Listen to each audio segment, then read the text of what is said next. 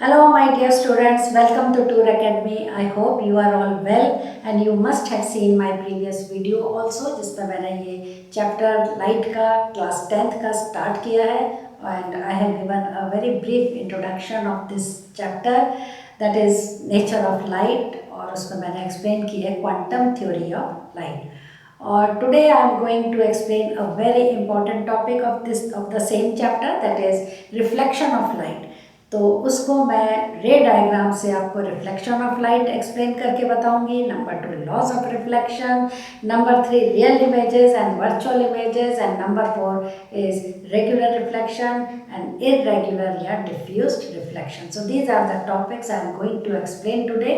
तो please see this video till the end और आपको ये important topic because this is the basic things, these are the basic things regarding this chapter. तो अब मैं start करती हूँ। तो first of all what is the meaning of reflection. Definition पहले मैं बताती हूँ, फिर उसका मीनिंग बताऊँगी। डेफिनेशन है कि whenever a light ray falls on a shining surface या on any surface, it bounce back or turns back. This turning back or bouncing back of light ray after striking to a surface is known as reflection of light. Again I will repeat, bouncing back or turning back of light ray after striking to a surface is known as reflection of light. तो meaning इसका ये है कि जब भी आप एक light रे या यहाँ पे मैं एक बात आपको और क्लियर कर दूँ कि we cannot single out a light ray. Light ray always travel in a beam of light ray होती है, but for the sake of convenience we can use this word light ray. तो जब भी एक light रे किसी surface के ऊपर गिरती है या उसे स्ट्राइक करती है तो उसमें से कुछ लाइट रेज तो एब्जॉर्ब हो जाती है और कुछ लाइट रेज दे बाउंस बैक या टर्न बैक या वापस पीछे की तरफ उसी मीडियम में मुड़ जाती है। So this is known as reflection of light. कि बाउंसिंग और turning back of light ray after striking to a surface is known as reflection of light. और इसको मैंने आपको शो किया है on the basis of this ray diagram. और उसमें हमने एक सरफेस ली है जो कि एक प्लेन मिरर है एम डैश, और इसमें हमने शो किया है कि light ray which is striking to this mirror, ये लाइट रे है which strikes to this mirror. इस लाइट रे को बोलते हैं incident ray. It is getting incident at this point, Q पे ये इंसिडेंट हो रही है, यहाँ पे क्यू पे आके ये इससे टकरा रही है मिरर से। And after striking to this mirror it turns back in the same medium. इसी मीडियम में ये टर्न बैक होती है, बाउंस बैक होती है। So this is the light ray which is striking to this surface and this is the ray which is bouncing back after striking to this mirror.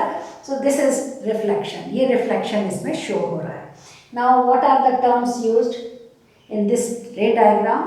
The ray which falls on this mirror is known as incident ray. उसको incident ray कहते हैं because ये and this Q is the point of incidence. ठीक है? So light ray which falls or which strikes the mirror या strikes the surface is known as incident ray.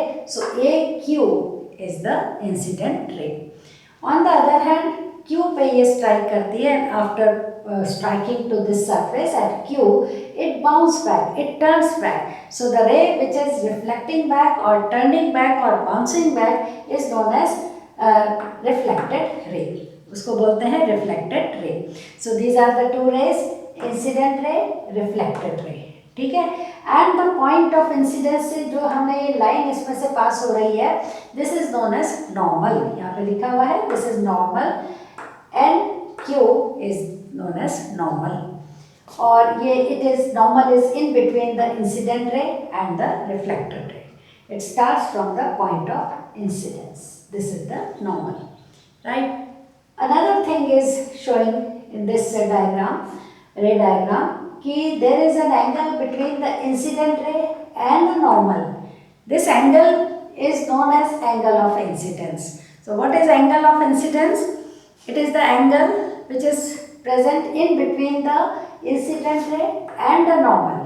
So this angle is known as angle of incidence and it is denoted by angle I. Small I से इसको हम denote करते हैं।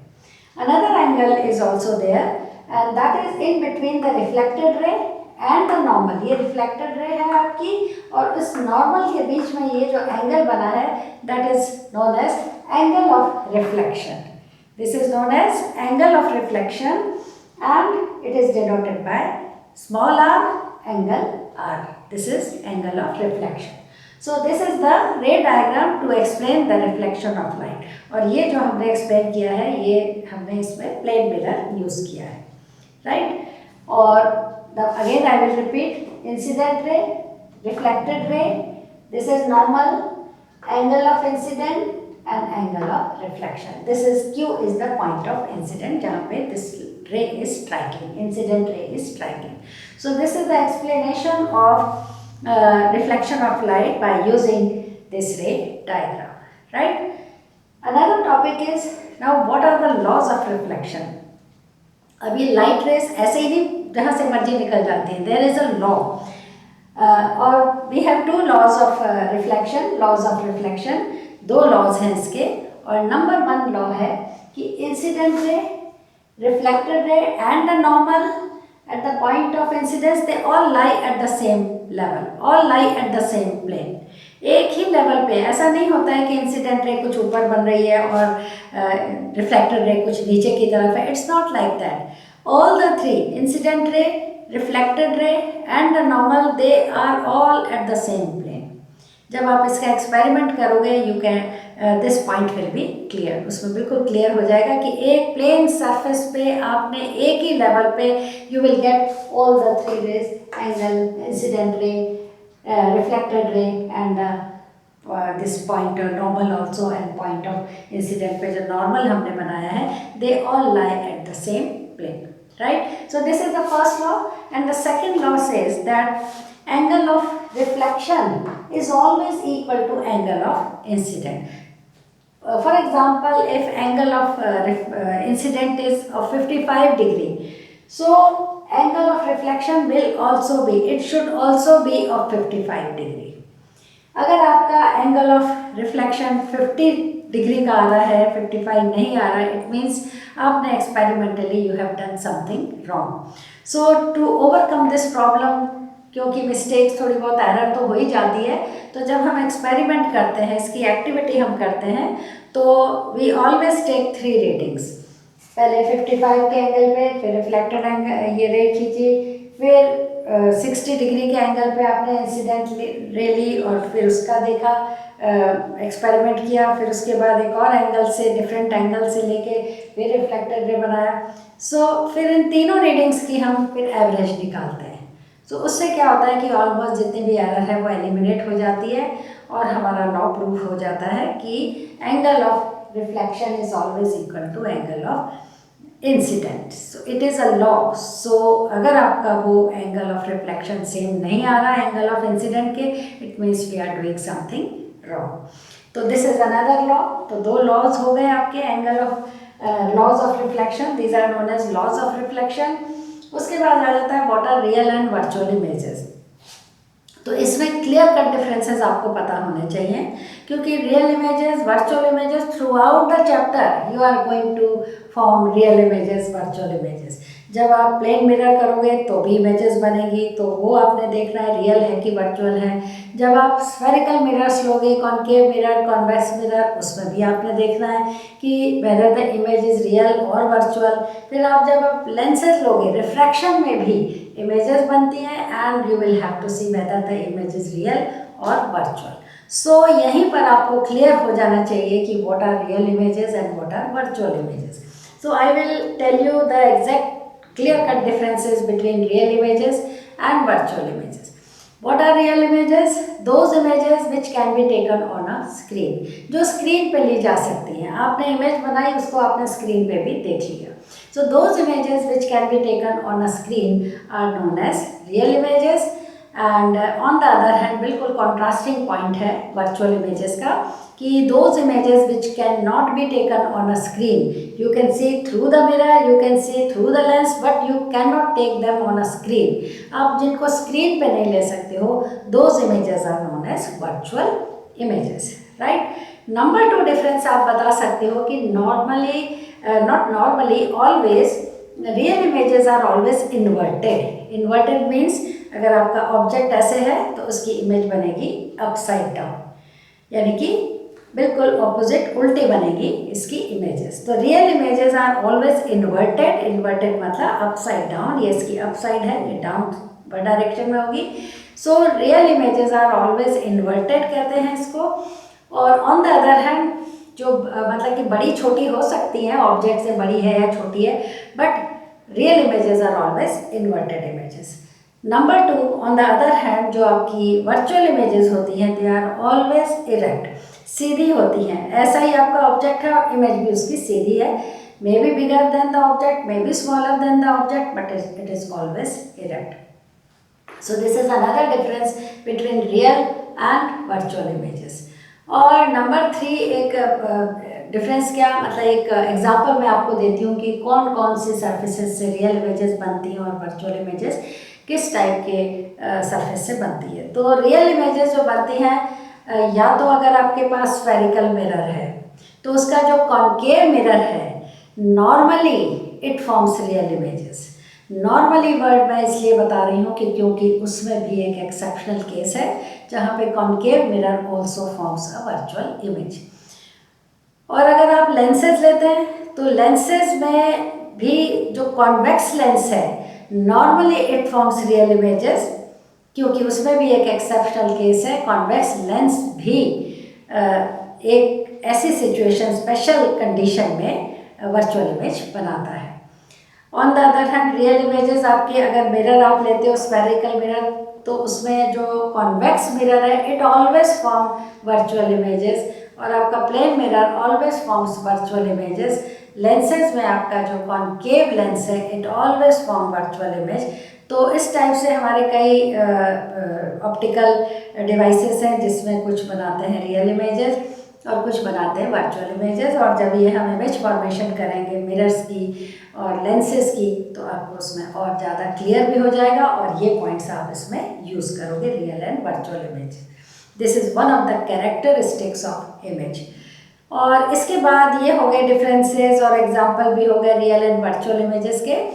आज का जो last topic है मेरा इसका वो है रेगुलर रिफ्लेक्शन एंड आपका डिफ्यूज्ड और ये इरेगुलर रिफ्लेक्शन। यहाँ पे मैंने ये आपका बनाया है, this is the regular reflection और ये आपका इरेगुलर एंड डिफ्यूज्ड रिफ्लेक्शन। इसके मैंने डायग्राम भी यहाँ पे शो किए हुए हैं और इसको मैं पहले एक्सप्लेन करती हूँ कि रेगुलर रिफ्लेक्शन क्या होता है। रेगुलर रिफ्लेक्शन का मतलब होता है कि all the rays, incident rays which are parallel to each other, ये जो 3 रेज हमने यहाँ पे शो करी हैं, they are parallel to each other when they fall on a smooth and shining surface. Smooth and shining surface पे जब ये आके स्ट्राइक करती हैं, so after reflection they all go back in the same direction. एक ही direction में सी, they are going in the same direction. So what is regular reflection? Regular reflection is that reflection in which incident ray which are parallel to each other when they fall on a shining surface, smooth surface and shining surface पे जब पड़ती हैं आगे, after reflection they all go back parallel to each other and in the same direction. Reflection भी इनका बिल्कुल parallel to each other after reflection. Incident ray जो turn back हो गई हैं, bounce back हो गई हैं, reflected rays बन गई हैं, they are all parallel to each other and going in the same direction. एक ही डायरेक्शन में ये जा रही है. So this is known as regular reflection. जितनी ज़्यादा shining surface होगी उतना ही regular reflection होगा. On the other hand, irregular reflection or also known as diffused reflection is that reflection in which all the parallel rays, incident rays which are parallel to each other, ये भी parallel to each other है but they are striking to a rough surface. जितनी ज़्यादा rough surface होगी then what will happen after reflection, they will go in different direction. एक इस direction में जा रही है, एक इस डायरेक्शन में जा रही है, एक इस डायरेक्शन में जा रही है, because the surface is so irregular, इतनी रफ सरफेस है कि वो अलग अलग डायरेक्शन में जा रही है। So all the parallel incident ray when they fall on a rough surface, then they after reflection they will go in different direction, बिल्कुल स्कैटर हो जाती हैं, डिफरेंट डायरेक्शन में जाती हैं. So that type of reflection is known as diffused reflection, और इसको हम इरेगुलर रिफ्लेक्शन भी कहते हैं. So on the basis of these diagrams you can also differentiate between regular and irregular reflection. आपके बुक में ये क्वेश्चन भी दिए हुए हैं, और इसमें आप डिफरेंसेस में क्या लिखोगे कि in regular reflection the parallel incident rays after striking to a smooth surface they will go in the same direction. On the other hand, irregular में क्या होता है कि after reflection they will go in different direction. And regular reflection takes place from a smooth and shining surface, and irregular or diffuse reflection takes place by irregular or a rough surface. बिल्कुल irregular rough surface होगी तो उससे होता है आपका diffused और irregular reflection. So these are the differences, और ये आपने डायग्राम भी उसमें ड्रॉ करने हैं. These are the differences between regular and irregular reflection. इसके बेस पे एक छोटा सा मैं आपसे क्वेश्चन भी पूछती हूँ. I hope you will be able to answer it कि रीडिंग के लिए when you read a newspaper और बुक को पढ़ते हो तो उसमें what type of reflection is there should be there, whether regular और irregular, किस टाइप का रिफ्लेक्शन आपके लिए ठीक होता है. तो उसका आंसर है कि जब हम कोई रीडिंग करते हैं, किसी बुक को पढ़ते हैं या न्यूज़पेपर करते हैं, then irregular reflection is useful. वहाँ पे इरेगुलर रिफ्लेक्शन होना चाहिए. वो इसलिए कि अगर रेगुलर रिफ्लेक्शन होगा जो कि शाइनिंग सरफेस से होता है, शाइनिंग सरफेस पे आपने देखा है कि कोई भी अगर वर्ड्स लिखे हुए हैं तो उसको देखना बड़ा मुश्किल हो जाता है, क्योंकि इतनी लाइट रिफ्लेक्ट होकर आपकी आइज़ में पहुँचती है कि आपको दिखाई नहीं देता ठीक से वो लिखा हुआ वर्ड. इतनी ज़्यादा लाइट पहुंचती है कि वो इतना शाइनिंग लिखा हुआ जो रीडिंग है, आप जिसको रीड कर रहे हो, जो वर्ड्स लिखे हुए हैं, they will shine so much because all the light rays, most of the light rays they will after reflection they will reach into your eyes. और वो जो रीडिंग है जो आप कर रहे हो बुक पे, वो इतनी शाइनिंग लगेगी कि आपको किसी खास एंगल से ही क्लियर आपको दिखेगा.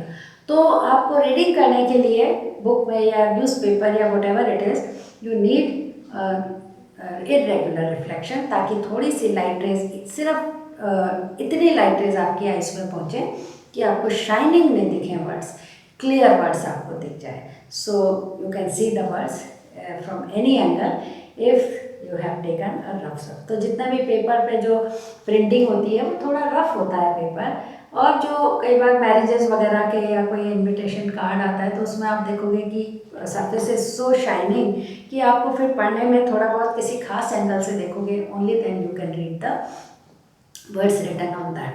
सो रीडिंग के लिए यू नीड अ इरेगुलर या डिफ्यूज्ड रिफ्लेक्शन. तो यहाँ पे मैंने एक छोटा सा आपको क्वेश्चन भी बताया है.